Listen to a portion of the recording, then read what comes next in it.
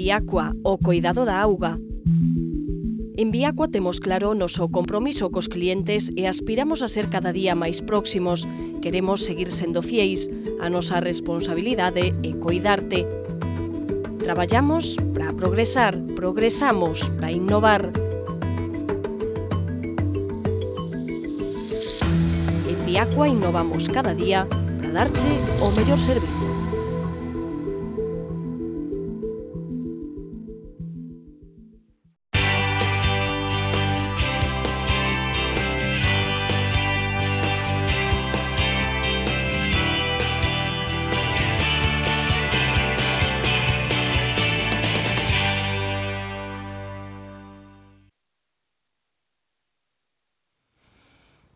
Saúdos, que tal, como están? Benvidos ao Faladoiro. Hoxe comezou o xuizo polas escandalosas prexubilacións millonarias de Nova Caixa Galicia. No banco dos acusados sentan os exdirectivos da entidade que xurdiu da fusión de Caixa Nova e Caixa Galicia, entre eles Fernández Galloso. Cobraron case 19 millóns de euros en plena crise das caixas. Comeza ese esperado xuizo, do que nós tamén falaremos hoxe, mentres no plano político se suceden os contactos e as negociacións con vistas á constitución dos novos concellos prevista para este vindeiro sábado. En Santiago falta por saber se Compostela Aberta gobernará en solitario ou se o fará co Bloque Nacionalista Galego. En ambos os dous casos sería un goberno en minoría. Máis verde está a cousa en concellos como o de Ames, onde pode ser alcalde José Miñones, o candidato do PSOE, Pilar Candocia, a candidata de Ames Novo, en función de como vayan os contactos entre as forzas da esquerda, ou, se non hai acordo, pode volver ser alcalde Santiago Amor, do Partido Popular, que foi a lista máis votada. Un día máis tócanos falar de como queda o panorama tras as eleccións municipais e autonómicas, da situación dos grandes partidos, da situación dos partidos emerxentes, de como están as cousas en Andalucía, en fin, unha morea de cuestións no mesmo día no que o Fondo Monetario Internacional elevaba as súas previsións de crecemento para España, mentres aconsellaba subir o IBE, abaratar o despedimento ou copagamentos en sanidade e en educación. Para falar de todo isto, hoxe están connosco os xornalistas Alfonso Ribeiro. Que tal, Alfonso? Benvido, un placer. Moncho Paz, hola Moncho. Hola, boa noite, benvido. E José Castro, Pepe, que tal, benvido. Hola. Unha noite máis. Bueno, pois se vos parece, empezamos hoxe, deixamos a política para dentro duns minutos, empezamos polo plano xudicial, na Audiencia Nacional con ese xuizo polas prexubilacións millonarias de Nova Caixa Galicia. Hoxe declarou Ricardo Pradas, o abogado que asesorou na elaboración deses contratos. El, bueno, pues dixo que era legais, como non podía ser de outra forma, estaba claro que era un pouco como se a explicar, e explicou tamén como se levaba a cabo todo ese proceso. Comezo por Pepe, do que teño falado moitísimo, da situación das caixas, da fusión das caixas, de como quedaron estas entidades. Hoxe xulgamos o tema das prexubilacións. O mellor tamén se podería xulgar, Pepe, a xestión que non foi boa, non? En que levou o desastre que se produciu despois, ou cuestións como a venta das preferentes. É dicir, bueno, aquí hai que facer xustiza con este primeiro tema, non? Pero hai máis cousas que aclarar aínda, non? Ese é a nai do año, que dirían os clásicos, non? É a madre del cordero, a xestión das caixas e a desaparición das caixas, porque eu non sei se Galicia é consciente, digo Galicia, os galegos en xeral, somos conscientes todos do que significou e está significando a desaparición das caixas, que tiñan un músculo financiero para relanzar económicamente a este país e un músculo social increíble. As caixas acabaron coa exclusión financiera. Os concellos pequeniños, de 1000 habitantes ou de menos, ata que chegaron as caixas, ata que chegou a oficina da Caixa, había unha serie de prestamistas que eran os que estaban realmente esclavizando os labregos cando non tiñan cartos e tiñan que acudir ao señor que tiña recursos, prestáballos a cambio de unha finca, de fiarlle con unha finca, con unha casa, etc. As caixas acabaron con todo eso. Evitaron a exclusión financiera e, gracias ás caixas, a maior parte da xente que andamos pola rúa, do común dos mortales, da clase media, accedemos a un piso, ou unha casiña, ou a un coche no seu momento, non? E isto perdeuse todo. Isto realmente é o grave da situación das caixas. E perdeuse unha actividade social inmensa, non? Que se ventila hoxe na Audiencia Nacional? Comparado con eso, unha minucia. Son 19 millóns de euros, que son moitos cartos, e unha minucia que foron as prexubilacións ou as, digamos, as indemnizacións que o señor Galloso estableceu no seu día para os seus amigos e colaboradores máis leales de Vigo e despois meteu no paquete a García de Paredes, que pasaba por ali e tocoulle a China, que quixo dar marcha atrás e non lle deixaron. Bueno, caeu de pardillo, como se di habitualmente, pero non foi culpa dele, sino que o meteron no paquete. Non? Ricardo Pradas, que era o abogado que asesorou en esta historia, dixo que era legal. Bueno, será legal, pero a mí parece unha indecencia, tendo en cuenta como estaba a Caixa en ese momento, xa a punto de ser rescatada polo FROB e realmente con as contas desastrosas que o señor Galloso tiña que conocer. Non? Entón, neste sentido, non hai justificación posible.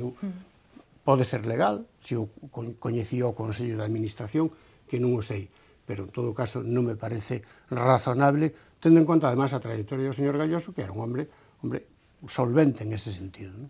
Alfonso e Moncho, que impresión tedes vos? Sí, bueno, aí concordo con Pepe no que se refire á obra social, ese papel que tiveron o seu día as caixas, e como ti dicías, Pepe, as caixas remataron con todo aquilo, pero foron os directivos quen remataron coas caixas, a través dunha xestión pésima, cunha política dirixida ao ladrillo, á construción, nunha serie de investimentos, cunha serie de activos tóxicos que se xeraron nesas entidades financeiras e despois con os produtos financeiros, como todos coñecemos aquí, as preferentes, que non foron máis que unha estafa e un engaño aos que tiveron a mala sorte de, algúns picaron, outros non, outros que eran a mellor nunha avaricia, por querer, digamos, conseguir máis cartos de xeito fácil, non? Pero houbo engano tamén. Pero claro, quero dicir, e despois o que mencionaba Pepe finalmente, evidentemente, hoxe atopamos a estos exdirectivos por nunha situación de vía penal, porque hai unha mala praxis en xeral, pero tamén, bueno, o señor Galloso fixo unha modificación de uns contratos de alta dirección favorecendo descaradamente o seu alumno José Luis Pego e o resto do equipo directivo, que, bueno, aí alguén terá que explicalo ante a xustiza. Chamoume a atención o que aconteceu esta mañán, que a fiscal parecía estar un pouco despistada. Sí, que nos termos, non? Houve así, equivocouse, non? En varios momentos. Despistada, por eso digo que chamoume a atención en materia de legislación laboral a hora de centrar algúns termos que debería coñecer sobradamente como xurista, e despois tamén por descoñecer incluso o organigrama da propia entidade financeira, que non sabía situar se un dependía da dirección xeral ou dependía do outro departamento. Pero, bueno, insisto, para min, mala praxis en xeral, e iso foi o que rematou con toda a aventura das caixas que finalmente tiveron que ser rescatadas, non nos esquezamos, non? Bueno, a ollos da cidadanía, Alfonso, hai que unha sentenza exemplarizante non viría mal, non, neste caso? Sí, bueno, quería matizar a Moncho, non é de extrañar que ata a fiscal se fixera un lío que o cambio de nomes e denominación, nova caixa, nova NCG, banco, etc. non? Pero, sí, bueno, eu penso, pouco me queda que engadir, a verdade, o que dixeron os dous compañeiros, simplemente que bueno, que é algo reprobable, e especialmente reprobable porque xa nese momento sabían en que situación estaba as caixas, estaban en pleno proceso de fusión, e bueno, xa a rumoroloxía andaba por aí, quero dicir, os que somos legos nesa materia, pois xa intuíamos que estaban as cousas económicamente moi mal, e aproveitando casi ese escenario, pois facer algo que polo demais é unha práctica habitual na banca, que estámoslo vendo agora pois coa marcha do número 2 do BBVA, que leva tamén unha indemnización supermillonaria, non? Neste caso, bueno, con máis digamos, con máis críticas no caso da banca, porque daquela non estaba privatizada, era unha banca pública, era unha banca que estaba, nese caso, que se iba a fusionar e que iba a ser posteriormente rescatada. Por tanto, moi reprobable. E tan só engadir que o único que voto en falta é que non houbera algunhas caras máis aí sentadas, algunhas persoas máis sentadas no banco, ben sei que é porque se retiraron antes, porque non estiveron nese proceso último, pero certamente aí faltan algúns cromos nese álbum, non? Un cromo de José Luis Méndez, non o dis, pero entendemos todo que te refires a él, non? Deixerme engadir un par de cousas. Con respecto á xestión que apuntaba Moncho e Alfonso, si é certo, claro, a xestión foi unha xestión nefasta, non? Pero hai que apuntar máis arriba. decir, os xestores son culpables en primeira línea, pero en retaguardia está o Ministerio de Economía, que era o que tiña que todos controlar os as mecanismos caixas, de control fallaron. o Banco de España, o señor Fernández Ordóñez e a Xunta de Galicia, que tiñan que controlar a xestión das caixas. Realmente, a culpabilidade está aí, e quen tiña que sentarse no banquiño eran todos estes responsables, empezando pola señora Salgado, o señor Fernández Ordóñez, o conselleiro correspondiente da Xunta de Galicia no bipartito, antes do bipartito e despois do bipartito. Isto é a situación... Sí, é certo, totalmente certo. De verdade, é que... E ademais... Sí que os políticos fixeron, digamos, a alfombra. Digamos que estábamos con un goberno do Partido Socialista, nunha socialdemocracia, que non estábamos con un goberno dun liberalismo atroz, brutal, sino un socialismo de andar pola casa, pero que consintiu todo isto. En 2006, cando o gobernador do Banco de España era Caruana, os inspectores do Banco de España mandaronlle unha carta advertíndolle a deriva que estaban tomando todas as caixas, co ladrillo precisamente, e con inversións pouco fundamentadas e pouco solventes e de dudosa recuperación. O señor Caruana meteu a carta nun queixón, e aos 2 meses entrou no relevo correspondiente a Fernández Ordóñez e non a sacou do queixón. Non a topou. Hombre, o do señor Fernández Ordóñez, eu non sei se recordades unha expresión do señor Fernández Ordóñez falando da Caixa de Aforros do Mediterráneo, porque Galicia perdeu o sistema financiero, pero Valencia perdeu no todo tamén, era máis forte co galego. Chegou a decir o señor Fernández Ordóñez, Lacan, a Caixa de Aforros do Mediterráneo, era lo peor de lo peor. Entonces a pregunta inmediata é onde estaba usted? E que facía usted? Está claro que se mirou por outro lado. Sí, sí, e aparte que daba a sensación de que Méndez e Galloso, ou Galloso e Méndez, pois que eran aquí os donos de... Os reis do mambo. Os reis do mambo, porque certamente, bueno, parecía que estaban por riba do plano político, non? Sí. Bueno, os políticos non hai que ver, solamente temos que recuperar hemerotecas. É unha pena que hoxe non me dera conta disso, porque ainda gardo algunha esta fusión de Cludiñás, en fin, cando os políticos estaban en primeira liña, con Méndez e Galloso, pois, é a alfombra vermella, non? Bueno, aquí tamén están os sindicatos, están as patronales... Sí, culpables hai moitos, non? Omisión por parte de moitos, non? Bueno, é que realmente os niveles de corrupción o que chegou a este país, é que fixadevos agora, hoxe un periódico, un xornal de Madrid e El Mundo, publica que se está investigando a UGT polos cursos de formación, non só en Andalucía, sino en toda España. E as patronales, igual aquí mismo, hai un expediente aberto con esta empresa da Coruña, non? E así, en Madrid xa non digamos, non? Bueno, é dicir, a corrupción chegou a as entrañas da propia sociedade. E todo isto, bueno, sin que todo o mundo mirando para outro lado. Non? Sí, e veríamolo como normal se non houbera esta crise e estas necesidades que ten a xente e sería algo habitual, porque é que xa digo que na banca, pois, este tipo de indemnizacións son moneda corriente, nunca mellor dito. Sí, o que pasa é que a banca é unha empresa privada. Entón, ti, cos teus cartos, faz o que estimas oportuno. Outra cousa é que sea unha especie de insulto e provocación á sociedade tal como está, non? Pero, bueno, cousa túa, que os cartos son teus, son dos accionistas, en definitiva, os que ten que dar contas o presidente do BBV ou do Santander ou de quen sea. Ahora, na situación das caixas era distinto. Primeiro, que non eran sociedades anónimas, que eran dos impositores, en teoría, que eran os que gobernaban as caixas, e segundo, na situación lamentable na que estaba en ese momento Nova Caixa Galicia. Bueno, pois iremos vendo como vai descorrendo ese xuizo, bueno, iremos comentando, por suposto, aquí na mesa o que se vaya contando ali na Audiencia Nacional. Se vos parecimos ir avanzando, supoño que xa escoitastes o voceiro nacional do BNG, Xavier Vence, dicir que o Bloque está disposto a formar goberno cas mareas de Ferrol, da Coruña e de Santiago. Por a nosa cidade, por suposto, quero comezar, o Bloque xa confirmou que vai apoiar a investidura de Martiño Noriega sen condicións, e eu o que vos pregunto a vos é se sería bo para a cidade un goberno de coalición, un goberno que estivera con Postela Verde, no que estivera o BNG, polo que podería aportar o Bloque acostumado a xestionar, non? Aquí nunha cidade como Compostela, moi coñecedor dos problemas que ten a cidade, e en todo caso, bueno, pois que vos parece o posicionamento do Partido Socialista, que xa dixo que non vai apoiar esa investidura de Martiño? A ver quen empeza.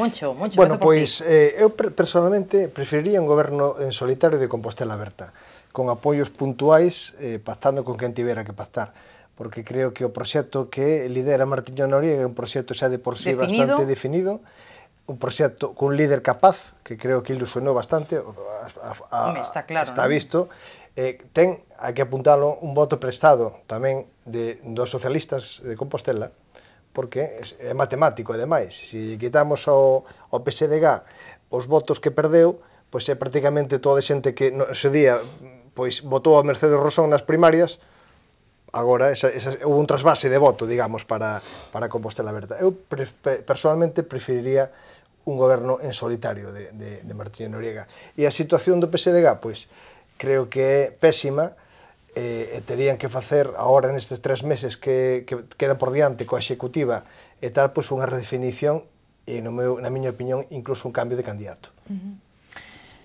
Alfonso, ti compartes, empezando por isto último, non sei... Eu non teño nada claro, nin eso nin o contrario. Quero dicir, como dicía Groucho Marx, non, teño unha opinión, pero se non, tamén teño a contraria. Por unha razón, porque eu penso que comenzamos un tempo novo no que a inestabilidade vai ser unha característica común en moitos concellos e, por tanto, resulta difícil aventurar. Eu penso que van... en moitos dos concellos, non só en Compostela, van ter que ir pactando e negociando cousas moi concretas, programas moi concretos, programas, actuacións, e non sei eu hasta que punto... Se lo van a tener que currar, non? Vou ter un... Eu entendo a Moncho, non? Moncho prefería que digamos, que ao mellor que Martiño Noriega, ou que neste caso é o que gañou con claridade e está fora de toda a dúbida a súa capacidade de liderado, pois que pudera desenvolver a súa idea de goberno sin estar mediatizado, non? Desde ese punto de vista pode ser positivo, pero eu tamén entendo que, bueno, pois que resulta difícil aventurar calquer cousa porque se algo hai agora é unha incerteza na composición de moitos gobernos e unha incerteza sobre o programa ou a forma de gobernar. Sabemos que van a mudar pois os estilos, digamos, a forma, pero tamén o fondo, claro, obviamente. A ver, Pepe. Con respecto ao que preguntabas, se o apoio do Bloque, eu creo que o apoio do Bloque é irrelevante neste momento. Ten un concelleiro, Dous. Bueno, dá igual que o apoio que non o apoia, porque en todo caso non acadaría a maioría absoluta. Indudablemente, Rubén Cela é o segundo, que non recordo como se chama. Goretti e San Martín. Sí que poden aportar algo, porque teñen experiencia de goberno, non na legislatura anterior, pero, bueno, veñen rodados, non? En canto ao PSOE, se o Bloque é irrelevante o seu apoio, o PSOE eu creo que é irrecuperable. En Compostela, tal como está, quedaron unhas feridas abertas que non se convirten co tempo en hermosas cicatrices, sino que siguen supurando, non?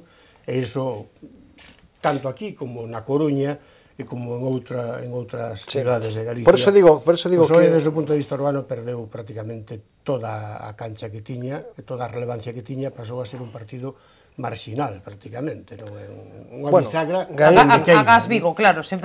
E gañou poder... Pero Vigo é un caso distinto, porque eu creo que Vigo non se debe á marca PSOE, sino que se debe á marca Caballero. Sí, está claro. Ganou poder, efectivamente. En Lugo quizá é a segunda forza, non? Pero en Compostela, se me perdoades, en Compostela creo que o PSDG ten unha oportunidade. Agora de facer, digamos, unha rexeneración, prescindindo de caras do aparato que levan moitos anos e facendo pois un novo proxecto. O candidato non leva moitos anos, No, pero o candidato demostrou que non era o candidato. Eso xa o que anunciamos moitos, eu dixeno públicamente aquí en varios debates. Varias veces, sí. Que non era o candidato. Quería facer un apunte breve con respecto a candidatura gañadora de Martiño. Hombre, eu dame a impresión, non só a candidatura de Martiño, sino as das Mareas en xeral, que están bastante faltos de ideas e de proxectos.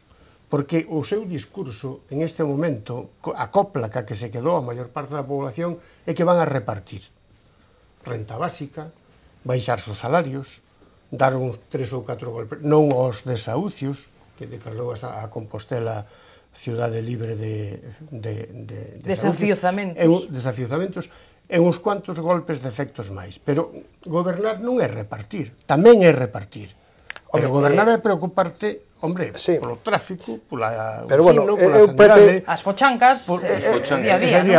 Eu discrepo, amablemente, como non pode ser de outro xeito, pero creo que temos que darlle pois esos 100 primeiros días para ver esa declaración. Eu non lle dou 100, eu doulle os 4 anos que a máis interésame que Compostela sea ben gobernada. Claro que lle dou un voto de confianza. Peor do que tivemos na legislatura que rematou no mandato, no mandato con 3 alcaldes en 4 anos, e incluso algún que pensaba que eso non lle iba a pasar factura, eso sería, vamos, pero que iso creo que non podemos ter nada. Fíxate, eu aí discrepo, eu creo que a factura, os resultados electorais non son unha factura contra Agustín Hernández, senón que son unha factura contra Mariano Rajoy. É contra o Partido Popular de Compostela. A línea xeral do PP. Un dobre castigo, non? A Rajoy e o acontecido en Compostela, non? Os dous alcaldes anteriores. Non tanto Agustín Hernández, entendo. Eu penso, aí concordo, pero unha lista que a moitísima xente do Partido Popular,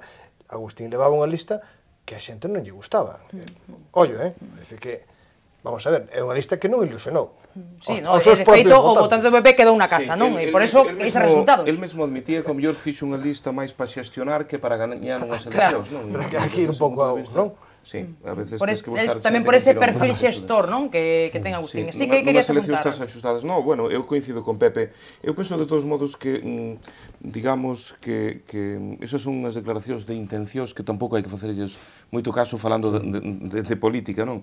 A realidade vai ser cando vayan ao despacho e se atopen cas cuestións prosaicas do día a día. Eso que dicíais, a fochanca, a queixa veciñal, que non hai presuposto para este barrio, que se queixan do outro lado porque polo tráfico, bueno, ese tipo de cuestións que a veces non lles damos a debida importancia, son as máis relevantes, sobre todo na política de proximidade, que é a política municipal. O día a día dos cidadáns. E aí, cando eu penso que van baixar un pouco a realidade algúns destes políticos, hai nos tamén que din, non, nós non vamos a dedicarnos a xestionar, para iso ten o Concello competentes, funcionarios e tal. Mire, vostede, os funcionarios terán que desenvolver a súa labor, o seu labor, como non pode ser... Pero a política teñe que facer. Pero a política teñe que facer eles, saber por onde vai ir o desenvolvemento urbanístico desta cidade, saber, bueno, moitas cuestións que son o día a día e que son tremendamente relevantes, aunque parecen de segundo grado. E priorizar que é o difícil. Depois hai un detalle que non é nada menor, que non teñen maioría.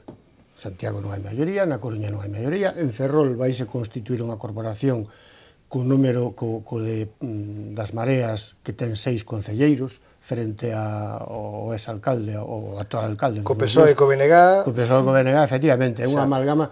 Non ter maioría significa pactar, significa ceder, significa compartir o poder, compartir decisións.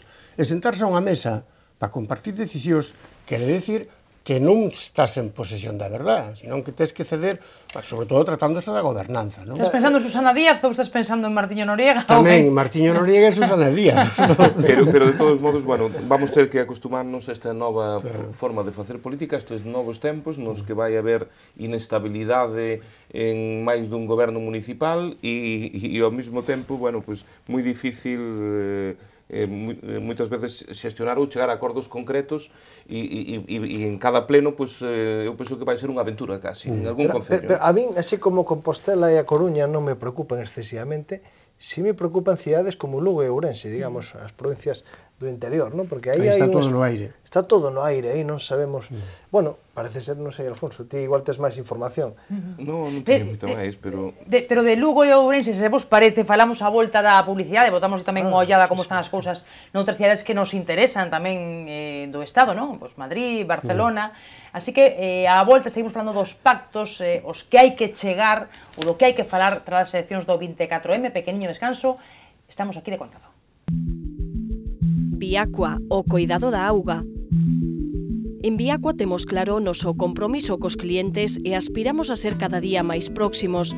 Queremos seguir sendo fieis, a nosa responsabilidade é coidarte. Traballamos para progresar, progresamos para innovar. En Viacua innovamos cada día para darche o mellor servizo.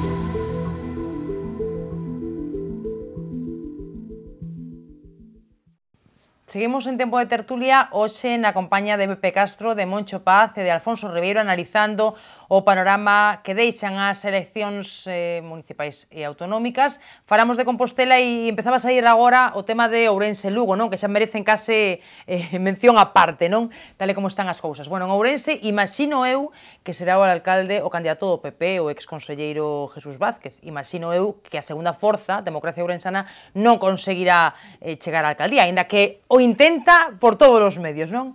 En Lugo, imagino eu que se non cambia nada, pois o alcalde será Castiñeiras do Partido Popular, porque se pide a cabeza de Orozco, non parece que o PSOE vai a dar ese paso. Eu non sei, vou empezar polo lugués, saber como ve as cousas, empezando por Lugo, Alfonso. Preguntaba antes, Moncho, oye, ti aí sabrás, é que eu estou desconcertado. Non saben nin eles, non? E falo, pois, cos compañeros del Progreso, e a verdade é que da redacción están tamén un pouco desconcertados, porque un pensa que estas cousas están atadas e ben atadas. Sendo o feudo de Gómez Besteiro, un pensa, bueno, pois, Orozco terán falado de que se non eres a lista máis votada, se teñen os demais dificultades para pactar, pois das un paso atrás e deixas tal.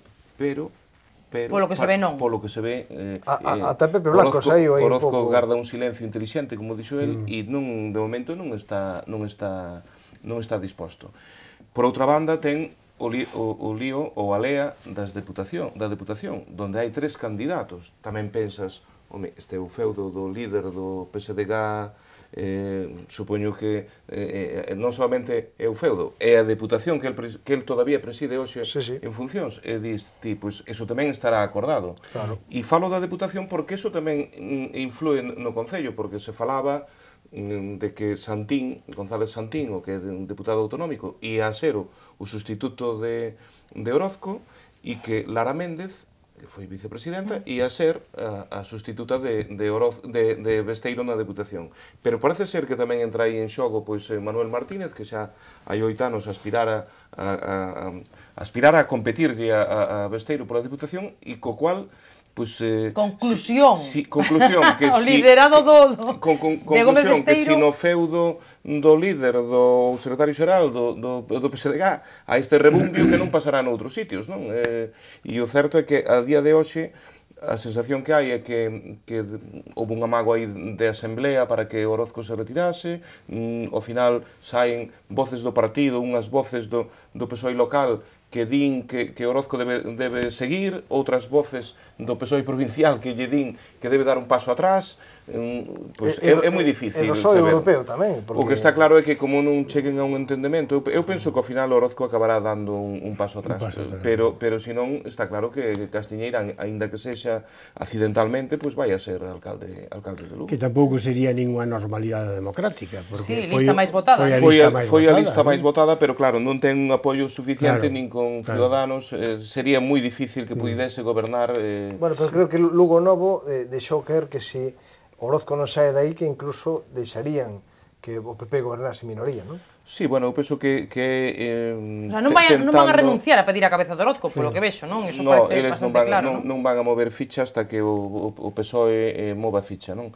Pero, bueno, Lugo Novo está formado por xente, digamos, da esquerda da Gos Divín luguesa, non? É dicir, tanto de Esquerda Unida como do BNG, aí hai representantes, pois, ex-concelleiros, por exemplo, Cita Méndez, ou Xuxanxo Lange, xente que sempre estivo aí na esquerda e que son contrarios a que goberne o Partido Popular, non?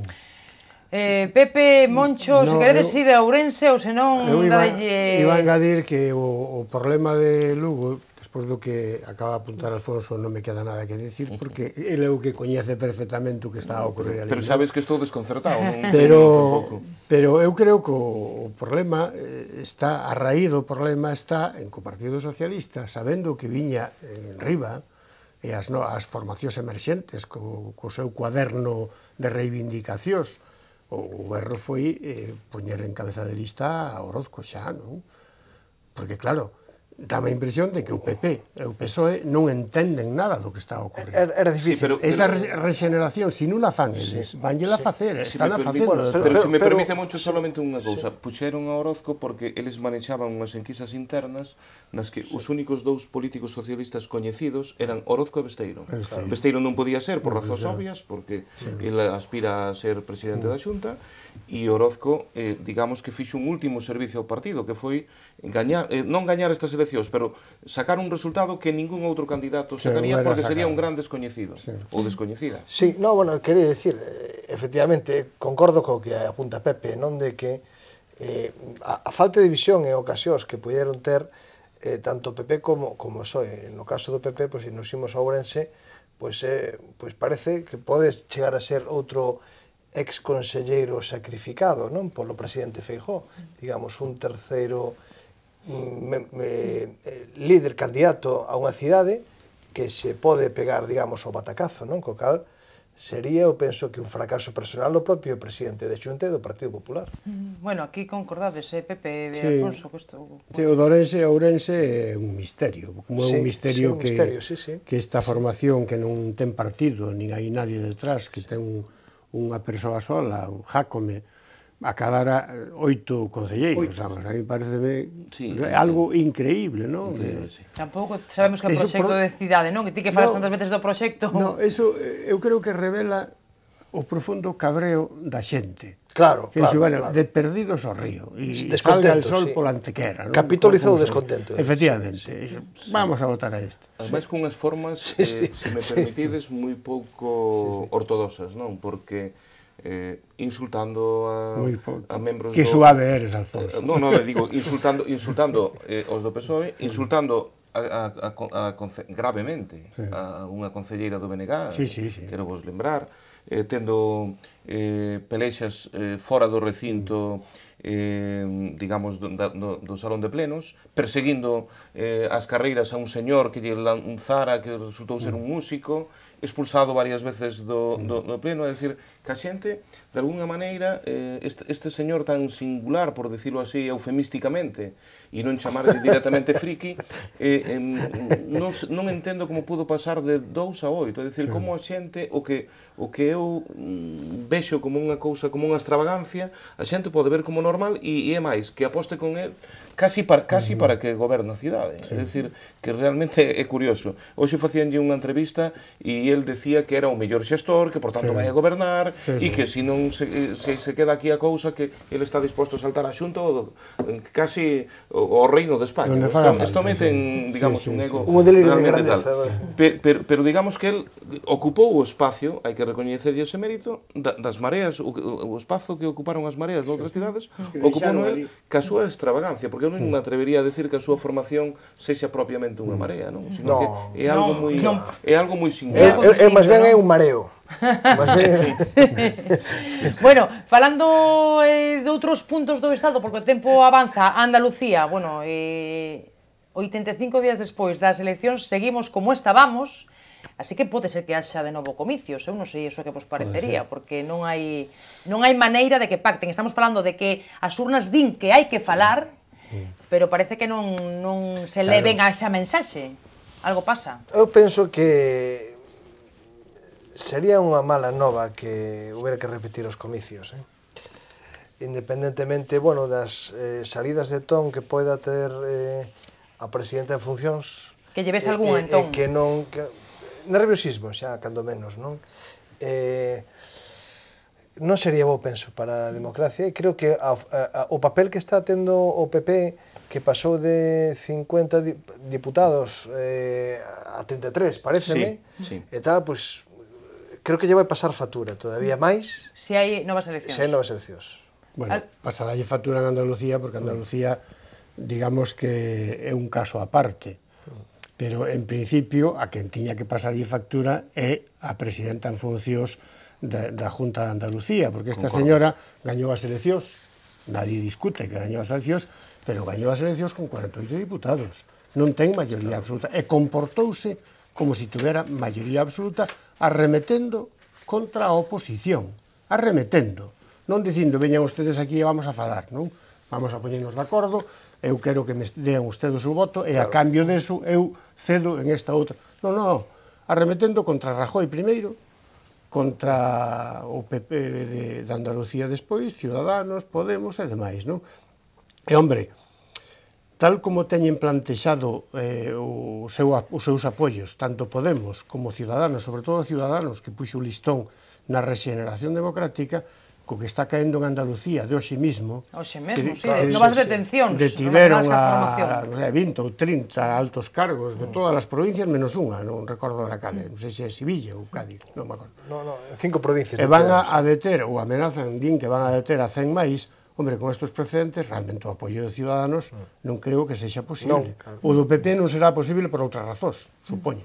Sí, realmente é insólito que unha persoa que non é capaz de chegar a pactar con ninguén, pois abronque. Efectivamente. Literalmente abroncou os...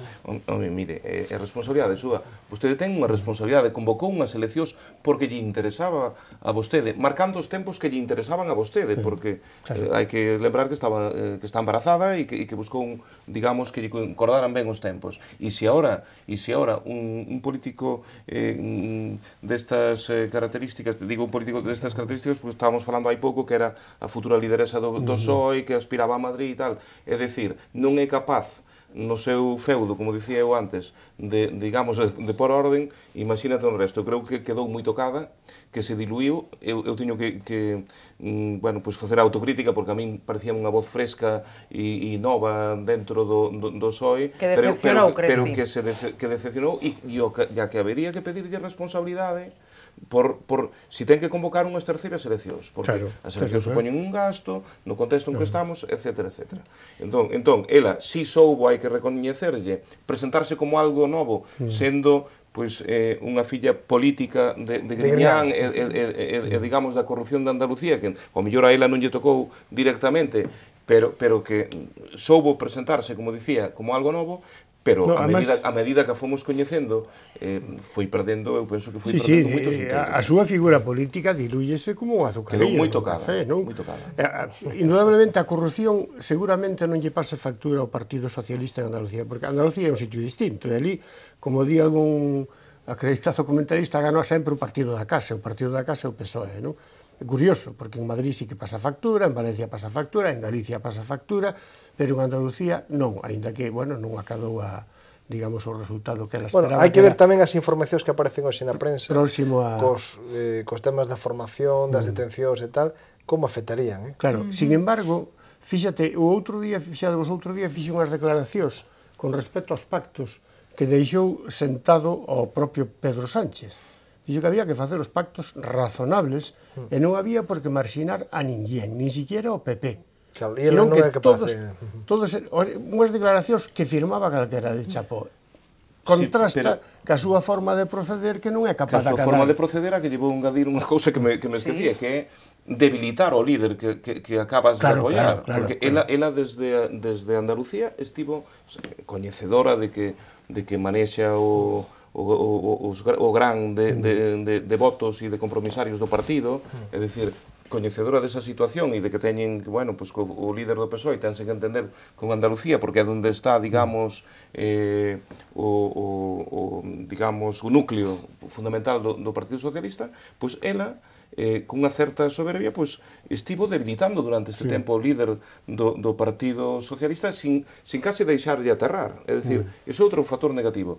E no que decides de repetir eleccións... E sin deixarlle entrar na campaña en Andalucía e tal, e incluso, se vos fixades que unha imaxe ás veces vale máis que 1000 palabras, a última imaxe deles dois xuntos, que un mira para un lado e outro mira para outro, están sentados a beira un do outro. Sí, e Pedro Sánchez intenta incluso acercarse e ela mira para outro lado, escenificando claramente de que manteño distancias contigo, que eso debilita, a fin de contas, o partido, non? Eu supoño que esas cousas terán as que falar fora de cámaras, non? Pero bueno, en algúns sitios onde se repiten eleccións, castigas a xente que repite eleccións. Poño o caso de Cataluña. Artur Mas, cada vez que repetiu eleccións, foi a menos.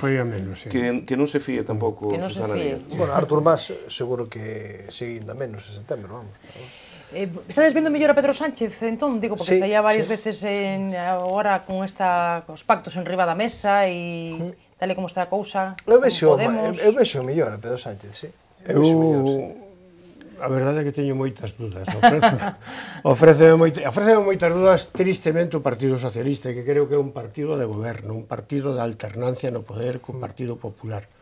Se as cousas foran como hasta ahora, non é que o bipartidismo sea imprescindible, non? Pero, tal como está levando os pactos, fixadevos o que está ocorrindo hoxe. Temos a Felipe González en Venezuela, intentando axudar a estos dirixentes políticos daquela nación querida e irmá, ali hai tantos galegos, que están na cadea perseguidos, vilipendiados, por ser demócratas e por defender ideas distintas do poder constituído do señor Maduro. Felipe González está dando unha, diría un sobrinho meu, mostramación, unha mostra ao mundo, realmente de que é un dirixente solvente, demócrata, e que pelexa polos direitos, etc. En contra do sistema do señor Maduro, do chavismo. E aquí temos a Pedro Sánchez, que está promocionando os pactos, fundamentalmente, cos defensores do chavismo, que son Podemos. Todo en contra... Bueno, eu vexo a lectura así, non sei se a veces... A ver, que Moncho non o ve así. Pareceme un pouco maniqueo trasladar, digamos, un escenario diferente do que é de Venezuela, o que pode ser unhos pactos, digamos, de esquerdas, porque son pactos naturais. Pero da esquerda hai unha ideoloxía. Home, natural non, porque Pedro Sánchez dixo de Podemos que eran populistas, defendían o chavismo, demonizounos todo o que son bastante máis naturais que, por exemplo, que o pacto que ofrece o señor Louzán ao BNG en Pontevedra. Pero ese xa non vai a callar, ese xa non ten sentido ningún. Quero dicir que política, eu non, o que di Mariano Rajoy, digamos, a táctica do medo, de empregar o medo, non, que agora o Partido Socialista vai a patar cos extremistas e tal. Home, vamos, non nos vayamos aí. Eu penso que iso é, digamos, marear un pouco a opinión pública. Non, eu creo que, vamos, non quero capitalizar que diga Alfonso, eu non digo que os pactos do PSOE, que a esquerda, que sean os pactos da extrema esquerda radical, e que veña un cataclismo para o país. Non digo eso. Digo que todos os pactos son posibles sempre cando se poñan as ideas, os proxectos en riba da mesa, e a partir de aí vamos a traballar todos para a gobernanza do país. Ese é o criterio, non? O criterio global. Ahora, contrasta que Felipe González este pelexando contra o chavismo e Pedro Sánchez, hombre, se este arrimando aqueles que defenden o chavismo. Bueno, Felipe González, sabemos todos que por a súa trayectoria leva moitos anos en foros internacionais, non é a primeira vez que sale a un escenario. E agora mesmo non vai nin como, tan siquiera como abogado defensor, vai como asesor técnico.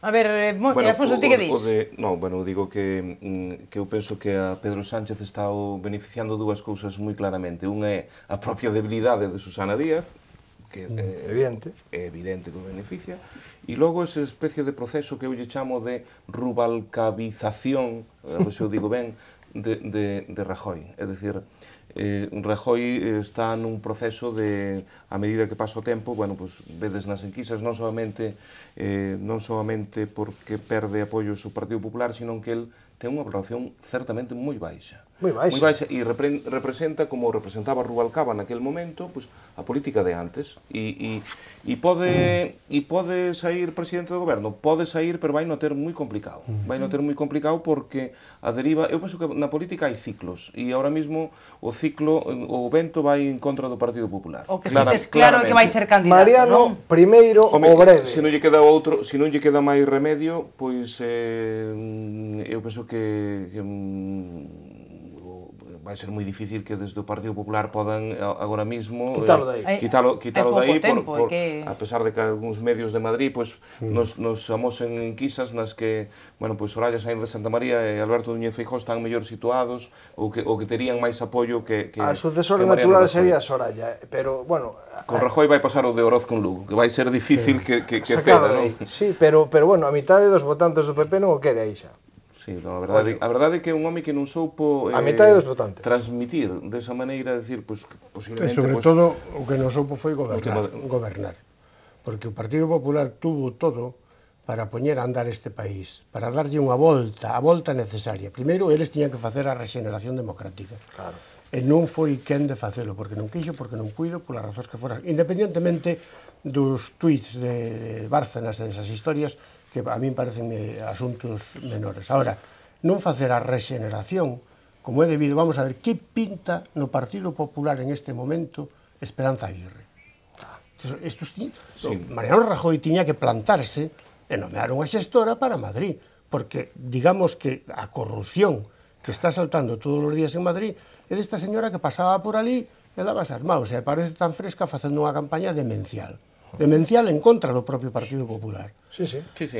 Puñéndolle nas listas a Cifuentes xente dela, que a ver que resultado lle. A Cifuentes collida por todos os sitios. Isto é intolerable.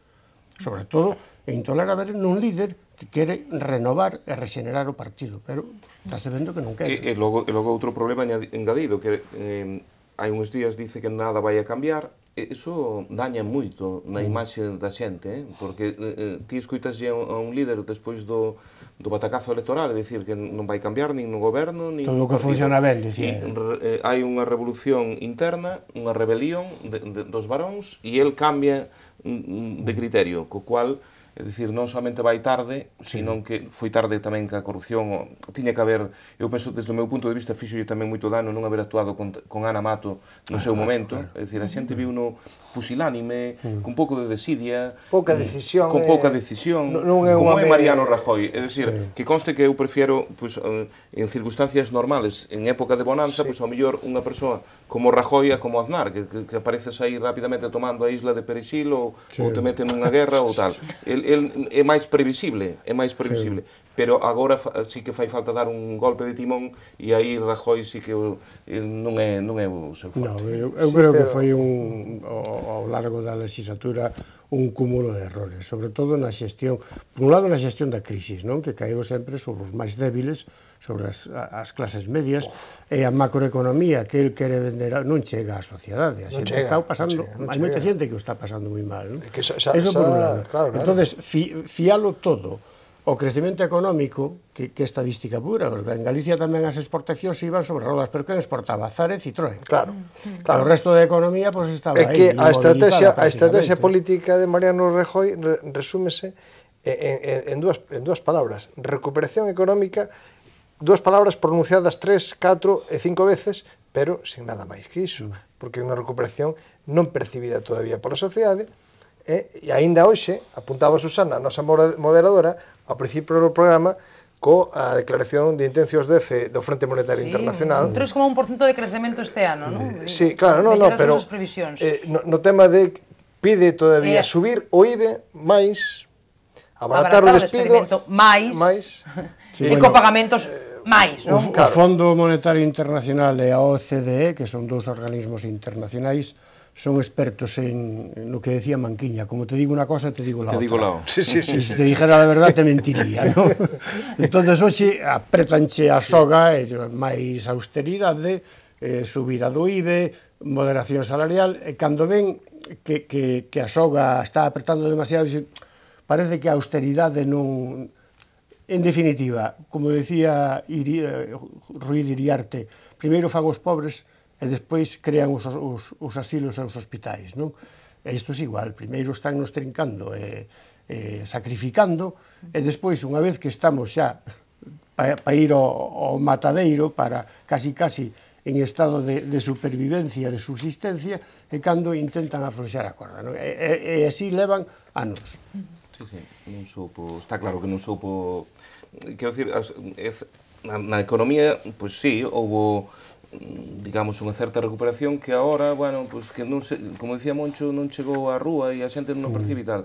E quizá foi demasiado machacón con ese, o cecouse demasiado con eso. Leva 6 meses, 6 ou 7 meses. E iso a xente moléstalle porque, bueno, pues é certo que, bueno, pues afortunadamente aumentaron as afiliacións á Seguridade Social, vaise notando unha certa melloría en algúns sectores, pero non ese triunfalismo co que el... Hai moita precariedade, o mundo do traballo como triunfalismo ningún, mira, que temos a evolución da taxa de paro, co número de parados. 2011, xusto cando Mariano Rajoy colle o poder, en España, no Estado español, 5.287.300 parados. Cantos temos agora? 5.622.900. É dicir, non hai cambio. Sí, bueno, aí tamén depende se colles a EPA ou o que me pregunto eu, por que non houve ainda unha revolución social. Ten que haber moita economía mergullada. No, por suposto. Bueno. Sí, Por suposto, moitísima. pero... Moitísima, hai tanta que non se sabe ni a que hai, non? De todos modos, agora hai outra figura, quero dicir, que independientemente de que collas estes datos que non son coincidentes cos outros, non? Do paro, e termino rapidamente, pero agora hai unha figura nova que é aquela xente que ten traballo, vai a traballar e a pesar deso está empobrecida, porque apenas percibe para subsistir ou para pagar o transporte ou para levarse, bueno, pues levas a comida, obviamente, e apenas lle chega para eso. É que eu non sei se somos conscientes, eu polo que lees e polo que ves, nunca non o veremos nós. Seguramente algún día sí, os rapaciños novos, non? Pero tardaremos anos e anos en recuperar a situación de 2007. E probablemente, bueno, isto do emprego estáse mira, as novas tecnoloxías, a deslocalización, a globalización está destruindo cantidade inxente de postos de traballo e non se están sustituindo por outros postos de traballo como ocorreu ca Revolución Industrial. Desaparecían uns e viñan outros. E que agora é tanta destrucción que, bueno, nunca volveremos. Bueno, porque o goberno sigue a falar, por exemplo, da recuperación do sector de construcción. Cando tiña que estar falando dun novo modelo económico baseado, pois, en I+D, internacionalización das empresas. Outra cousa da que levamos anos falando, pero na que non vemos cambio de sistema productivo, claro. Bueno, rematamos un pouco dramáticos, non? Pero que a realidade está así, está a cousa complicada. A ver se o próximo día que volvades temos cousas un pouco máis positivas que comentar. Grazas aos tres, a Alfonso, a Monche e a Pepe, un placer, xa sabedes, tervos por aquí. A todos, grazas por seguirnos. Mañá máis, a hora de sempre, con outras caras, cos nosos habituais, analizaremos, como facemos todos os días, a actualidade. Graciñas por estaren unha noite máis connosco.